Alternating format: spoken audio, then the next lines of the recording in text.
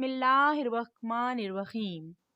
مومن قرآن پاک کی آیات کو ایسے پہچانتا ہے جیسے اپنی اولاد کو پہچانتا ہے۔ اللہ تعالیٰ ہمیں قرآن مجید کے معنی، مطلب، مفہوم کو سمجھنے کو اپنا ٹارگیٹ بنانے کی توفیق عطا فرمائے، آمین۔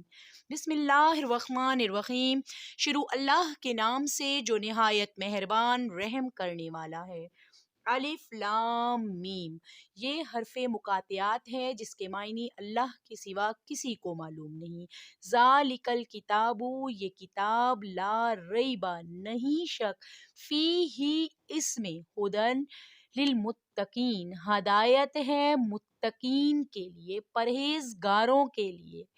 الذین یؤمنون بالغیب، وہ لوگ یؤمنون جو ایمان لائے غیب پر، ویقیمون الصلاۃ ومما رزقناہم ینفقون، ویقیمون، قائم کرتے ہیں نماز کو، ومما رزقناہم، اور جو رزق ہم نے ان کو دیا، ینفقون، اس میں سے خرچ کرتے ہیں۔ والذین یؤمنون، اور وہ لوگ، یؤمنون جو ایمان لائے، بما انزلا، جو نازل کیا گیا آپ صلی اللہ علیہ وآلہ وسلم پر، وما انزل من قبلک، اور جو نازل کیا گیا آپ صلی اللہ علیہ وآلہ وسلم سے قبل، وبالآخرۃ ہم یوقنون، اور آخرت پر یقین رکھتے ہیں۔ سورۃ البقرہ کے تعارف پر بات کروں تو حضرت عبداللہ بن عباس رضی اللہ تعالی عنہ کے فرمان کے مطابق مدینہ منورہ میں سب سے پہلے یہی سورۃ البقرہ نازل ہوئی، یعنی جس طرح قرآن پاک کی پہلی سورت سورۃ الفاتحہ ہے، اسی طرح مدینہ منورہ میں سب سے پہلے نازل ہونے والی سورت سورۃ البقرہ ہے۔ اس کی رکوع اور آیات، اس سورت میں 40 رکوع اور 286 آیتیں ہیں۔ عربی میں گائے کو بکرا کہتے ہیں، اور اس سورت کے 8ویں اور 9ویں رکوع کی آیت نمبر 67 تا 73 میں بنی اسرائیل کی ایک گائے کا واقعہ بیان کیا گیا ہے۔ اس کی مناسبت سے، یعنی اسی کی وجہ سے اس کا نام سورۃ البقرہ ہے۔ احادیث میں اس سورت کے بے شمار فضائل بیان کیے گئے ہیں،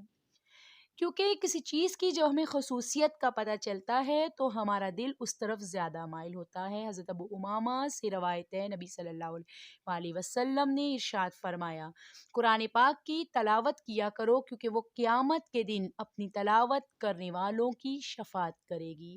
اس لیے سورہ بقرہ اور سورہ عمران، ان 2 آیتوں کو پڑھا کرو کہ یہ اس طرح قیامت کے دن آئیں گی جس طرح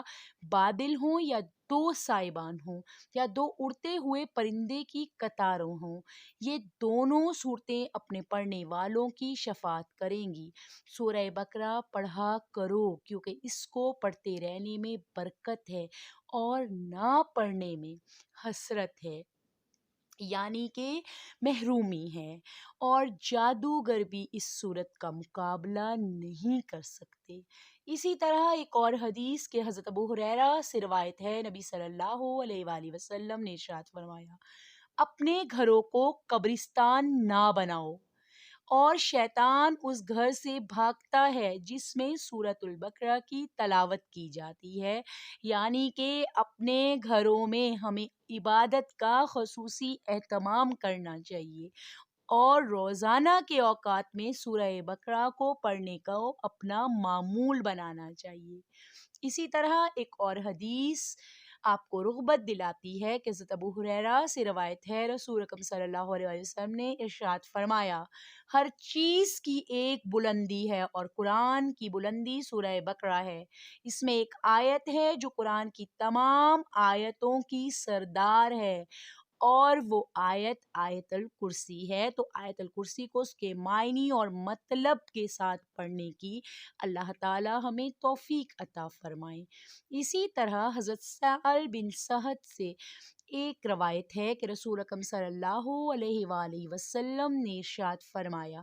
جس نے دن کے وقت اپنے گھر میں سورہ بقرہ کی تلاوت کی تو 3 دن تک شیطان اس کے گھر کے قریب نہیں آئے گا، اور جس نے رات کے وقت اپنے گھر میں سورۃ البقرہ کی تلاوت کی تو 3 راتیں اس گھر میں شیطان داخل نہ ہو سکے گا۔ بقرہ کی اپنی ماں قبل سورہ فاتحہ کے ساتھ مناسبت یہ ہے کہ سورۃ الفاتحہ میں مسلمانوں کو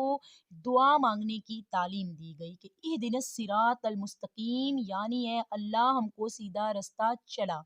اور سورۃ البقرہ میں کامل ایمان والوں کے اوصاف، مشرکین اور منافقین کی نشانیاں، یعنی کہ ان میں کیا کیا چیزیں پائی جاتی ہیں، یہودیوں اور عیسائیوں کا طرز عمل، معاشرتی زندگی کے اصول، مسلمانوں کے لیے صراط مستقیم کو بیان